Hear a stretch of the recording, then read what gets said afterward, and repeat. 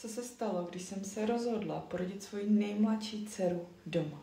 Když jsem byla těhotná se svojí teď nejmladší dcerou, kdy to bylo vlastně i po ztrátě miminka, kdy jsem potratila, tak jsme s mužem komunikovali a rozhodli se, že prostě oba si přejeme, respektive já jsem si to přála a můj muž mě v tom silně podpořil, že chci porodit doma v bezpečném prostoru. Ano, měla jsem i negativní zkušenosti, ale zároveň tohle nebylo něco. Jasně, byly tam strachy, určitě, nebudu tu tvrdit, že jsem se vůbec nebála, byly tam strachy. Ale nebylo to něco, co by bylo z toho, no, ale já do porodnice prostě nejdu a kvůli tomu budu rodit doma, ne.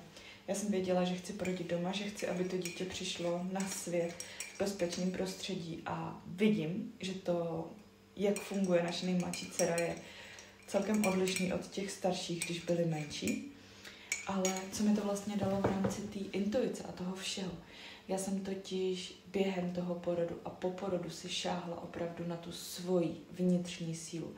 Ale ne na ty keci, které slyšíme, ale opravdu jsem procítila to, jak silný člověk jsem, jak silnou podporu mám vedle sebe a co dokážu.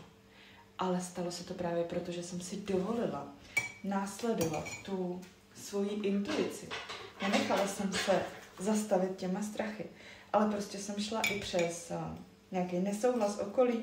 Tím, že jsme to s rodinou moc nekomunikovali, tak jsme to moc jako neměli až na konci těhotenství.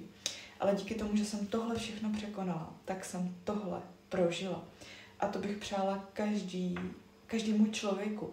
A nemusí se to týkat jenom toho, abyste si porodili dítě doma, ale toho jít přes ten strach a opravdu věřit v tu svoji intuici a prožít tu svoji sílu, to nejčistší já, protože pak se ten život, ten svět kolem vás úplně změní a stejně jako pro mě byl silný prožitek moje autonehoda, tak i tohle, kdy jsem uvědomila jsem si, kdo jsem já a čeho jsem skutečně schopná. Takže neboj se svých strachů, přijmej je, nepotlačuj je, nezadupávej je, potkávej se s nima, ale následuj tu intuici, protože zatím se skrývá ten poklad, ten dar, to, co všichni chceme. Tu svoji pravdu, znát sebe a žít ten šťastný a spokojený život.